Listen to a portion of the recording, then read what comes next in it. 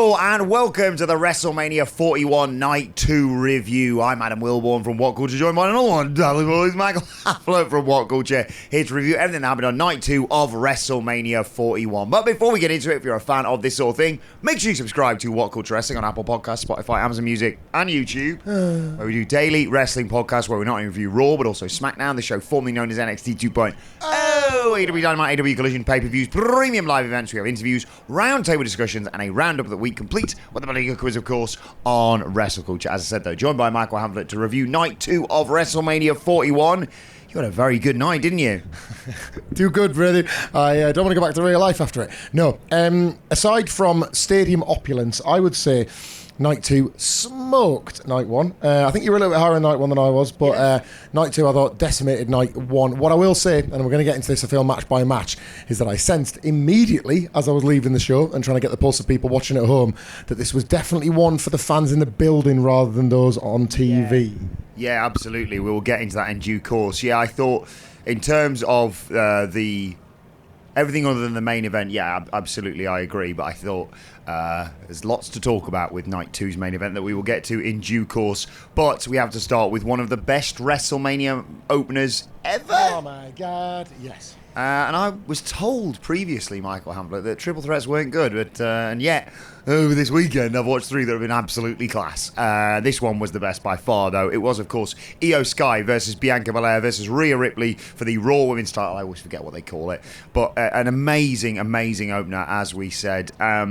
I'll try and run you through again my sort of weird from the stadium notes that are never quite as accurate as what I normally have, but sometimes, well, actually, I don't have any notes for the Joe Hendry thing, but we'll get to that. But yeah, they might be slightly all over the place, so I do apologise for that. So Io Sky is the bear. She's the most beloved one there by far. Sort of mixed reactions for Rhea Ripley and weirdly Bianca Belair, but we'll talk about that.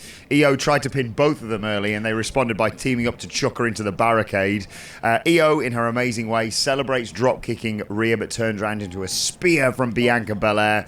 Bianca came off the top onto Io, but they immediately got hit with Riptide for a near fall. I didn't quite realise, I mentioned this to Andy on our star ratings, how well their moves sort of flowed into each other until I saw this. We always said the build to this has been terrible, but the moment these three get in the ring, it's just going to be magic, and that was the case here. Io countered a super Riptide, but Rhea got her feet up on an over the moonsault, and Io then immediately got hit with a KOD. She sort of fell into a KOD for the two. Great near fall, that. Rhea countered a Poison Rana from Io Sky off the top and just chucked her behind her. She smashed her head against the post. Bianca countered a Riptide, hit a hair whip, the KOD, but Io had recovered on the top and moonsaulted onto the pin, pinning Bianca Belair to retain her Raw Women's title to a great reaction. Amazing. Absolutely amazing, this. We talked on the preview yesterday, and it was without hyperbole that this stood the chance to be the best match of not just like WrestleMania, but indeed WrestleMania weekend.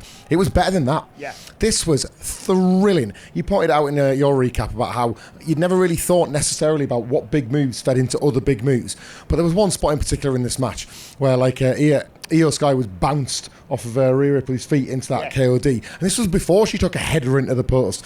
She was pinballing around that ring for them. It was incredible. The use of the hair whip, which is so often Bianca Belair's like the beginning of the end sort of thing. You know, the contemporary version of the Jake Roberts short arm clothesline. Yes. When he hits that, you're getting DDT'd. When she hits that, you're getting KOD'd.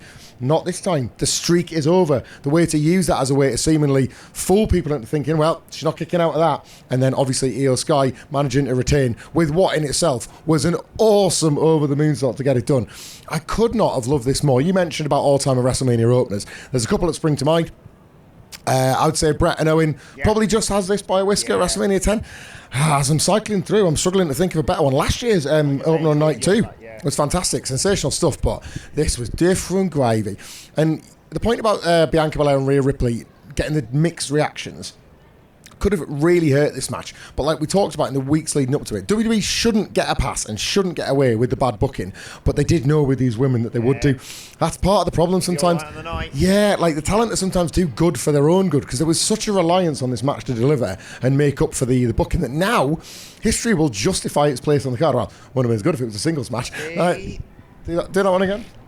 See? Yeah, it's the worst. He's the worst. I always win. Always win in the end. It's painfully accurate and true.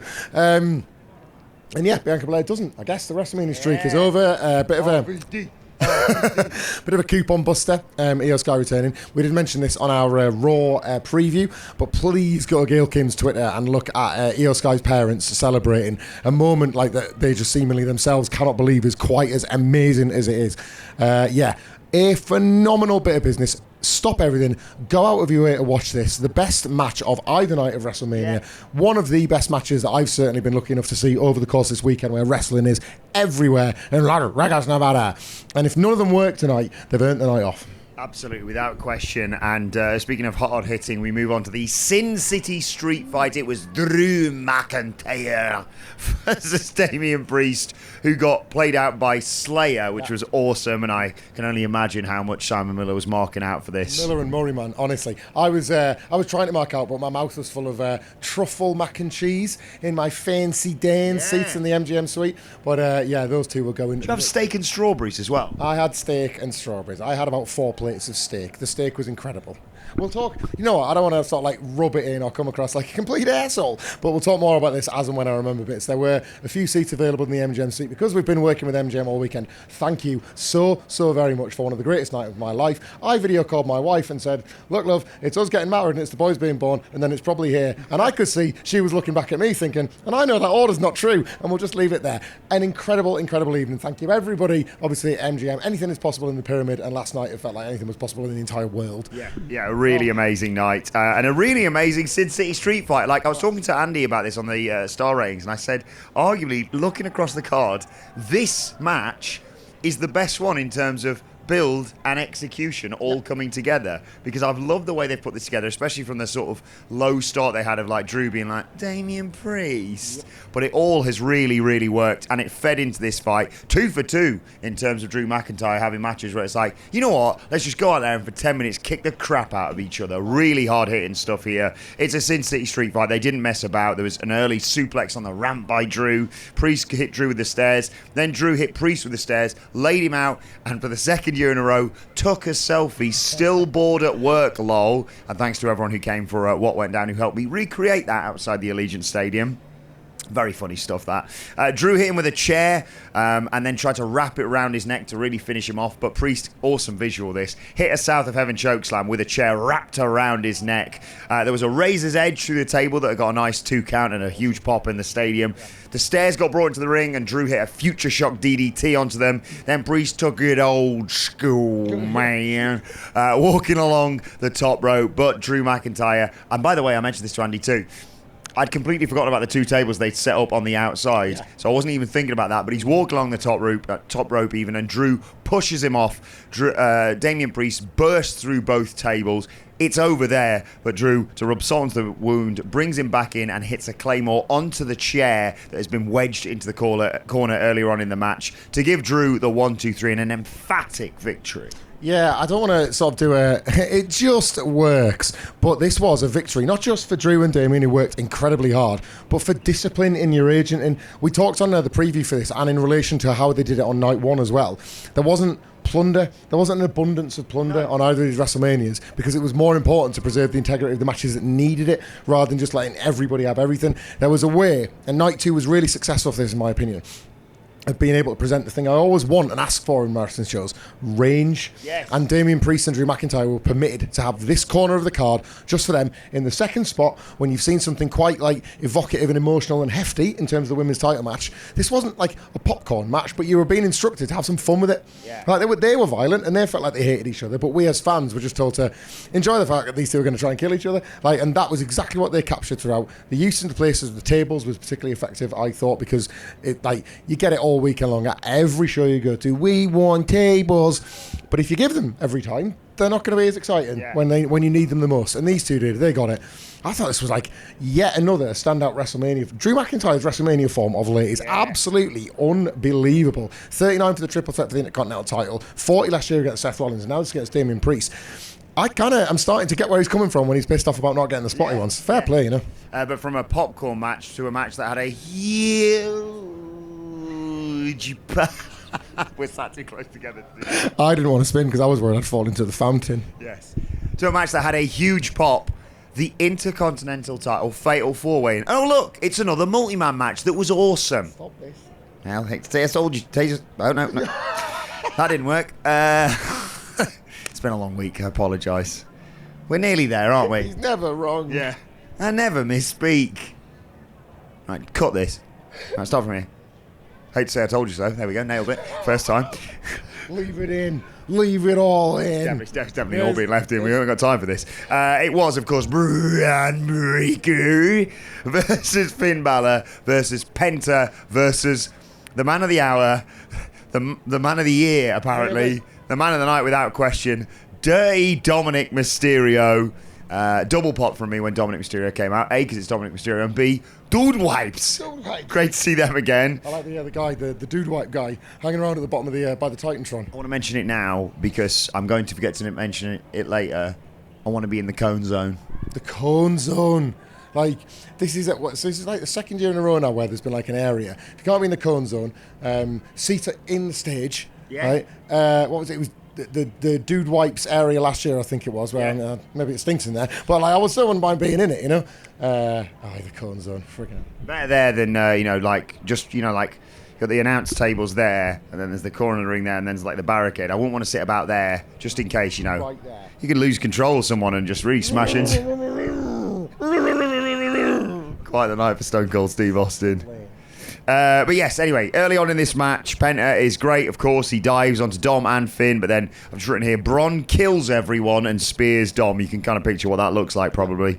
There was the three amigos from Dirty Dom with a little bit of help from Finn on Penta. Absolutely thunderous ovation for that, by the way. And they were also thinking, let's do that to Braun, except he suplexed them both and hit a Frankenstein to get a great 2 count in there. Finn caught Dominic Mysterio trying to hit him with a 619 and was not best pleased, but he was being a bell end. He deserved it. Screw you, Finn Balor. Right? Carlito took out Braun Breaker to make sure he couldn't get involved.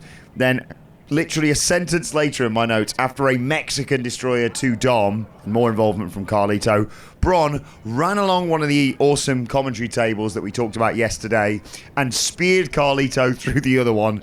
They're getting quite the back catalogue, these two. Yeah, poor Carlito, or not, because it's one thing to, you know what, we've got a spot for you every single week. Oh, no, cool, what is it? Yeah, Braun Breaker's going to find different ways to cut you in half. Unbelievable. Yeah, they worked very, very well together with that one. And then it was the sprint to the finish, a spear to Penta, a 619 to Braun.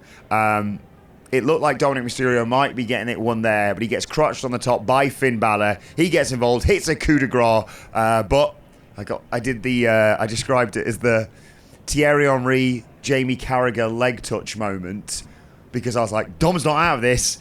Frog splash, new champ, huge pop, one of the pops of the weekend. Dirty Dom's IC champion. Yeah, the story is Dominic Mysterio being this massive baby face, but to win the match and become Intercontinental Champion can't be lost here. Like, this is Dominic Mysterio, who, if you track his whole run, has had his ups and downs as a wrestler, shall we say. The career as a character has largely been like a lot of fun. Yeah. But, you know, his work is what it is sometimes. He kind of knows how to wrestle as Dominic Mysterio. He knows how to wrestle as him. And I like that. I like that he does that rather than like trying to be more than he is or less than he is or whatever. As Intercontinental Champion, this could be the modern, in the same way that Gunther became a record-setting Intercontinental Champion, in the vein of, the Bretts, the Shawns, the Razors, the people they always mention on those video packages. And Braun Breaker was a traditional Intercontinental Champion in the sense that he is clearly moving onwards and upwards, and it feels like the sky's the limit for him. You're looking at a future WWE Champion there. Dominic Mysterio is the traditional Intercontinental Champion in the same way the Honky Tonk Man was, the longest reigning one ever. Already, you're in a situation where we're going to watch Raw at Flanker if you're catching this on Monday. And there's going to be all sorts of like reactions for anything he does, whether it's being like within the Judgment Day or whoever he's going to defend it against. But he's Dirty Dom. Like, somebody's going to want to get that title back just to save it, to get it out of his chicken tendy fingers, you know? So the fact that he's got that title now, it's kind of win-win-win. Like, nobody loses out of this, not least right now, the fans who are seemingly taking him as like the biggest babyface performer of the year. No one else called an audible and had to run back to the ring as they were heading up the ramp after winning.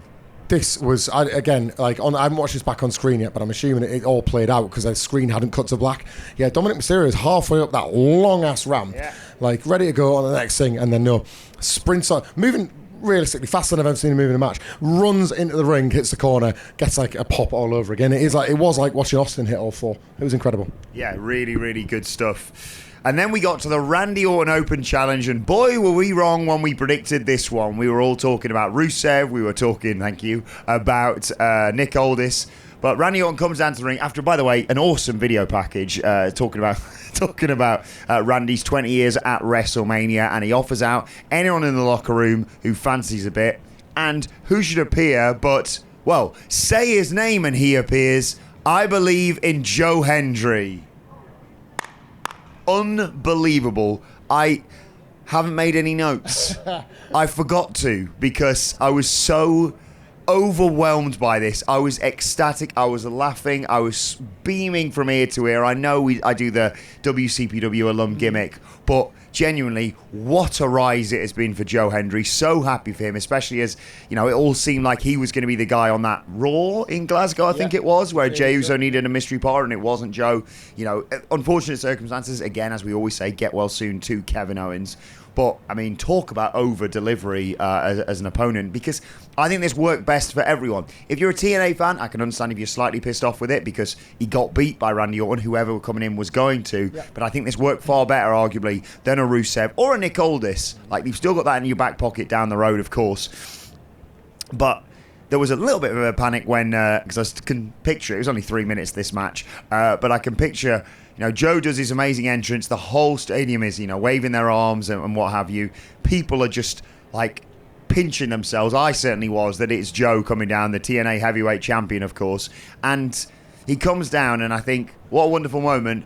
Oh, no, is he going to get RKO'd straight away? But no, it reverses that into a roll-up. He gets some offense in on Randy Orton. I did like the spot where he sort of grabbed Randy Orton by the throat, and Randy's like, do you think you're choking, mate? All right. He got his fall-away slam. He got some moves in there. He held his own against Randy Orton. And I thought the finish was just hilarious and in the right vein in terms of how this match was going to be received. This wasn't going to be, oh, my God, Randy Orton's going up against the TNA World Champion. It's a fun little bonus match that we've got. It doesn't affect Joe whatsoever going forward. Someone was telling me earlier, I haven't had a chance to see all this, that apparently John Cena was putting over Joe Hendry. This weekend gets more and more ridiculous as it goes on. But yeah, Joe does, for I think the second or third time in the match, does the turn immediately into an RKO. 1, 2, 3 for Randy Orton, who helps Joe to his feet, gives him his flowers, and then RKOs him again, but then does the pose. So it's all good stuff. And I keep reading my notes for this and thinking, did that actually happen? I think Joe Hendry might be watching the footage back and asking that himself. Yeah, you've kind of like covered it there, really. It was more moment than match, but what a moment it was. A WrestleMania moment, a legit one, a really nice surprise. One of them pops, one of the stories of the weekend, which, I think you don't always know what they're going to be, even when you think it might be, that match is definitely going to take up a lot of people's attention. There's always something that surprises you. Yeah. This was obviously going to be a surprise of some kind, because we were going to get a mystery opponent for Randy Orton, and there was all the talks of the returns that could still happen on Raw tonight, based on some people that we met last night who might have met a certain someone. But yeah, totally magic. A man like kind of openly just living his dream. I know this is like maybe not one for the purists in the sense that he is a world champion and it's more about being excited to be on the stage than it is to actually want to wrestle the match and all that. And I get that. I do get that. And in some respects, it's like a betrayal of the old days. But in some respects, everything evolves, right? And I think who would not want, if you were in that position, to get that exact walkout?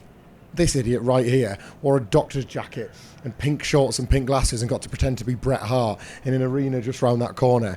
And that was basically one of the greatest moments of my dumb idiot life. If you're Joe Hendry, who's been chasing this dream for as long as he was literally sat at desks next to myself in Zidge, going back just under a decade, it is absolutely remarkable. Not before time, very well deserved. And something worth noting, I think, in the weeks to come as well, because, what is the future of him as TNA World Champion? The door is presumably open, but it does swing both ways with WWE and TNA. So we will see how this plays out.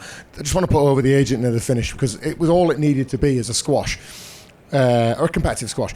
But the fact that they did the Joe Hendry pose into it meant that everybody, naturally, wanted to see him do the face on the screen. And what did that mean? Nobody was looking at Randy Orton slithering up to do it. So the agent of it was really thoughtful. And yeah, I noticed after Orton hit the second RKO, he still gave him the little double tap on the chest to say, nice one, mate, that was class. Yeah. Like, just who hasn't won out of any of this? It was fantastic. Yeah, really, really good stuff. And then we got to Logan Paul versus AJ Styles. Not really, really good stuff, if I'm honest. And the moment when myself and Adam Nicholas were looking at this card, because we weren't in the fancy dance seats, we had a bar extended hot dog, which was, by the way, absolutely class. Oh, you and I would bloody love it. Any sauce? No, thank you. No. Any toppings on it? Definitely not. It's delicious. Meat. Bread. Yeah, that's all I need. But that was the moment we pinpointed, and I want to give a shout. I think her name was Jessica. I'm going to double check in a second. From the brilliant Make-A-Wish Foundation, who we bumped into getting food, who said she'd brought like 15 kids to WrestleMania, and she said meeting us was the highlight. Thank you for lying to us, Jessica, and I hope you had a lovely time. She said her husband is a big fan of her, so thank you very much for all your support. Thank you to everybody. We wouldn't be here without you, or with Surfshark, of course. But yes, this was the match we pinpointed as the one to go and get food. I think everyone else did, because we all knew what was about to happen. Look, this was a bog standard match with an absolute legend making an appearance. They fight around ringside. There's a selfie video beat down from Logan Paul. It's the usual stuff. He's a cocky twat. He keeps posing as he's beating down AJ, shows off his boxing skills. But AJ fights back. Did he hit with a brainbuster in here? Yep.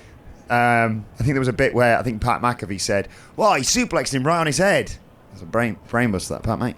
Anyway, Logan caught AJ going for a phenomenal forearm, dropped him, hit him with a lion salt. There was a Styles clash in there, got countered. But, you know, as much as I wasn't a huge fan of this match, it did have the best buckshot lariat in the business, ladies and gentlemen, with Logan Paul. What? Logan missed a punch, blue thunder bomb from Styles. Logan hits AJ Styles with a Styles slash, who pops straight back up and hits him with one, and they're both down. And then, of course, we see one of Logan Paul's stupid ass mates trying to get involved, creeping around. He's going to for ages and ages by the way. Make him come, man, because I know what's about to happen. He's going to hand him the brass knucks. He reaches up, and a hand appears, and it pans out to reveal one of the stars, in my opinion, certainly one of the most talked about people across this WrestleMania weekend, Karrion Kross, who takes it away from him, takes him out of it. AJ Styles doesn't see all this, but sees Karrion Kross out there with some brass knucks to be like, what are you doing, pal? Right?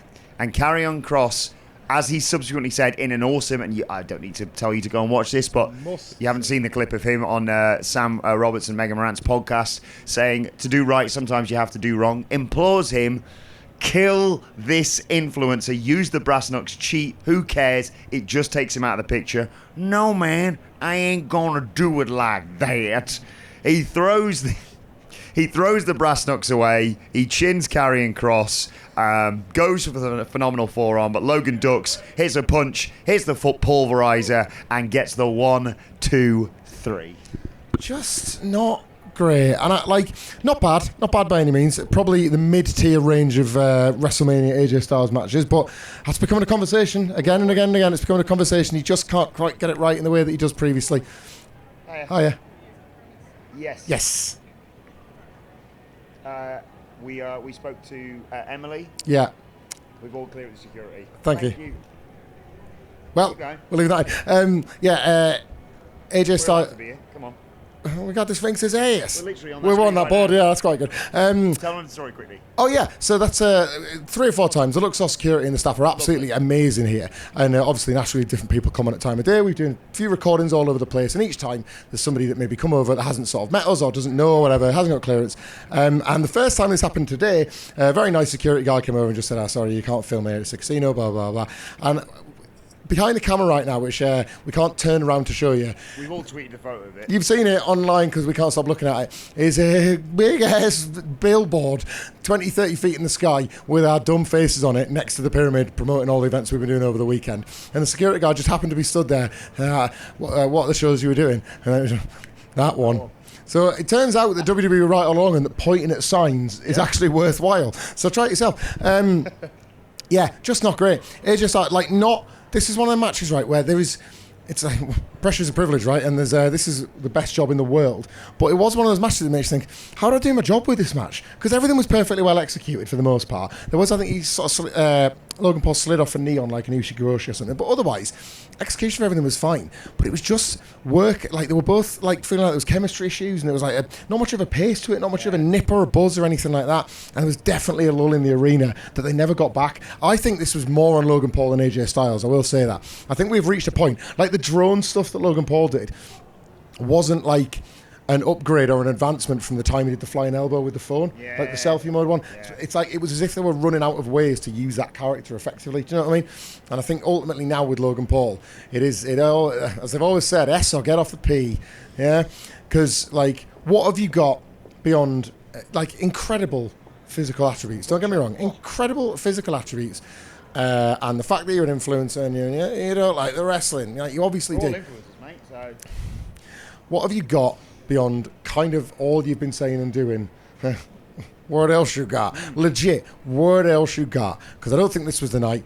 Not a Turcarino, not Edge, not Edge, AJ Styles. I mean, because that was awesome. But I just not like on a show where almost everything hit. This missed. I would categorise this alongside the New Day War Raiders match of just like, yep. It was just a fine match. No one did anything wrong. They're all great wrestlers, obviously. But I'm never going to go and watch this. Actually, I'm going to go back and watch Karrion Kross, and that's about it. But other than that, I couldn't care less, to be perfectly honest. It was a necessary win, because I think Logan Paul actually is going to be used as a really good foil for new IC champion Dominic Mysterio once he gets past Finn Balor, perhaps. But nevertheless, yeah, nothing really to write home about. Again, for AJ Styles at WrestleMania. Then, it was the mystery partner time for Lyra Valkyria, who came out as one of the characters from It's Always Sunny. Stomp, clap, stomp, stomp, clap. Liv Morgan and Raquel Rodriguez, though, of course, the women's tag team champions, taking on Lyra and her mystery partner. Who could it be? It's Becky Lynch. It's always going to be Becky Lynch, and that was absolutely fine. I do want to mention quickly, because we talked about this separately, how well they shot both of the surprise appearances. Because often it's kind of lost when they like cut to a wide shot so we get the big crowd reaction. Yeah. And sometimes you're going, I want to see that first shot of them. Both times with Joe Hendry and subsequently here with Becky Lynch. I thought the reveal was absolutely fantastic. And yeah, fantastic to see Becky Lynch back in a wrestling ring, the obvious partner for Lyra Valkyria. Also very funny to see her waiting at the bottom of the ramp for Becky Lynch, still wearing her wings. Yeah. Bird person always does that. Of course, in the match, it was kind of a basic match, but that's all it really needed to be. Liv Morgan wants nothing to do with Becky Lynch. She immediately is like, no, you can fight Raquel, thank you very much. And the heels obviously get the heat by beating down Lyra and making sure she can't get over the hot tag. And when she finally does, Liv Morgan pulls Becky off of the apron, that is. She chases her. They do the bit where Liv Morgan slides into the ring and gets dropped by a big boot from Raquel Rodriguez. Stiff-looking boot, actually. It was good stuff, this. Becky eventually came in, though, of course, and beat both of them up. A Molly go-round. Immediately thought of Phil Chambers, of course, as well as Molly Holly, who's a producer within WWE, if I'm right in thinking. A lovely touch, that. There was a disarmer, but Raquel made the save. An Oblivion involved in all of this as they all start getting into it with each other. But Lyra comes in to break up the pin and save it. Lyra took out Raquel. Liv took out Lyra. Becky... You can tell where my brain was last night. I wrote here, Becky hits a rock bottom. She hit the manhandle slam, but my brain was thinking about Dwayne as it was a little bit later on as well. Yeah. And you have new tag team champions, Lyra 2 belts, and a returning Becky Lynch. Yeah, this was, you used the word basics. Yeah, this was the basics done brilliantly. You had Liv Morgan as like the perfect stooge. It was a nice callback to obviously the fact that she became women's champion at Becky Lynch's expense, and that was the last time we saw Becky Lynch. And now she's got this big hard partner that can protect her at all costs. Just a really well done version of the standard tag formula, where the last thing the heels want is for Becky Lynch to tag in. If they're cutting her off over and over again, as they did do brilliantly here, Liv Morgan, as usual, I'm going to isolate her for praise because I just think she's one of the best all-rounders in WWE currently. Had another fantastic night. Terrific bumper when she was getting her comeuppance, but so good at the constant cut-offs and the pull-downs and then escaping away. And like, you could feel the fire burning Becky Lynch to finally get her hands on her, you know? So I thought this all played really well. And it did a good job, I think, in particular, of helping Lyra Valkyria, who, despite being Intercontinental Champion and now Lyra 2 belts, I'm sure she's like happy with a lot, does feel like she's not been tended happy to. As Lyra. It's good. Happy as Lyra. We're on screen. I got a big old bowl of cereal on that poster. That is a big bowl of cereal. It's like in Honey, I Shrunk the Kids, if you could dive into it. That would really be something. What are you talking about? Lyra 2 belts and Becky Lynch. Lyra Valkyria, not really a character that's been given the most creative, strong creative direction since winning the Continental Champion. She's bringing the matches, she's bringing the ability, she's kind of doing her best to legitimise the title as like a workers' title, as the IC title typically is. So this was nice, this was rewarding, and that reward is going to continue because the two of them go into the Fontainebleau to defend those tag team titles on NXT on Tuesday night against Gigi Dolan and Tatum Paxley, somebody who has prior relations with Lyra Valkyria, and great to see Becky Lynch back as well. She has been missed. Yeah, I was just looking around there for a glass that I could pick up, but I wouldn't do that in a wonderful Luxor hotel in Casino. No. But I do want to give the impact of the glass shattering as Stone Cold eventually popped up to, as HBK did on the first night, read the attendance. But it wasn't really about that and the made-up numbers that they always do. It was about two things. Number one, he missed the ramp. Yeah. And number two, he crashed into the barricade and knocked a poor woman over. In all seriousness, hope she's all right. We're going to have a laugh about it now, but genuinely, we hope she's all right. Have a beer and crash your car, announce attendance and play sport with the ball, or just be class because you're Stone Cold Steve Austin. Yeah, is that anything? It was incredible. This was just unbelievable. The only guy that got a bigger pop than Dominic Mysterio at WrestleMania was the Texas Red. I was like, yeah, bumping on ice cream. It was awesome, man. There was not an insignificant amount of criticism, shall we say, about how Bret Hart and Steve Austin were handled while we were all here to celebrate the game. So that wrong was right. It ought to be absolutely fair to WWE. Maybe they need to have it in the chamber and they want to save that one. I mean, Bret did the eye roll, so he kind of won the moment anyway, didn't he? But Steve Austin, he was incredible. He might have seriously injured a woman. I hope she's okay. I was, from our vantage point, the ramp had two separate ramps in order for the car to get up, right? And obviously, and bikes and stuff all that sort of stuff. So you had these a double ramp basically, and Austin had to come from underneath the set, drive his ATV around, and get up on the ramp straight away. He launched it around that car, 100 miles an hour as usual. You saw him. He's gone again. Where's he bloody gone? And he'd driven into the sort of the back bit of the ringside seats, the long floor seats where alongside that ramp. He just hurled himself into it, and then from where we were, where's it gone? Where's Steve Austin gone? And then he's just suddenly see these people trying to pull man and machine out at the same time. He's just suddenly pissing his pants. Yeah, it's great being Steve Austin. And then he just finally guns it onto the ramp. He's like, what could possibly go wrong now? He hits that ring. He nearly knocks the thing over before he goes into the barricade. And then he gets in the ring, and I don't know whether it's rattled by that or anything like that. He just starts saying I'm not here to read out the attendance, but I am here to read out the attendance. Yeah. It's what are you doing, Steve? You're the best. You're the best ever. He is the best. He's the best ever. I think these conversations, these asinine, stupid conversations, need to stop. Nobody with more tens on that top drum. He's the best ever. Drank a load of beers, did what for about 4 hours? I would have had 5. He started doing his own attendance count. I don't think it can be right, so let's get going. 1, what? 2, 3, 4. We're going to need jelly and ice cream for 61,000. That's amazing. It was the best. It was a rattlesnake. And then that got us to the main event of the evening, Cody Rhodes versus John Cena for the WWE title. A bit like we saw on SmackDown, and you talked about this on Twitter, I know. An amazing reaction in the arena for both. I've not heard noise quite like that for quite some time. Yeah. But also, the Let's Go Cena sucks, as we anticipated. But Cody Rhodes had to again, and just all credit to him, he's just the best. Had to work to make this a heel versus babyface match. Yeah, this was very strange. I don't know what's going on with Cody Rhodes and these fan reactions, because they seem not necessarily in every town, but certainly when matched up with John Cena directly, there just seems a fan base that want to just re-embrace John Cena again. It's the sad irony of him turning heel, because it was what somebody wanted to see for so many years. Now they're getting it. They're like, yeah! And it's like, what do you do? But yeah, Cody did work very hard at that, but I did think this was going to go Rock Hogan WrestleMania 18. Before it didn't. But it did, and that's no bad thing, but you know what I mean? Atmosphere-wise, a total furnace in that building. One of the most intense, visceral reactions I've ever been a part of. There was a Raw that started from the moment John Cena came out, which, by the way, Phil Chambers, who knows a thing or two about production, said it's one of his favourite WWE productions ever. 20 years of neon that people hate. The grandiosity of a John Cena entrance. Black screen, black walls, white text, John Cena, absolutely no showman.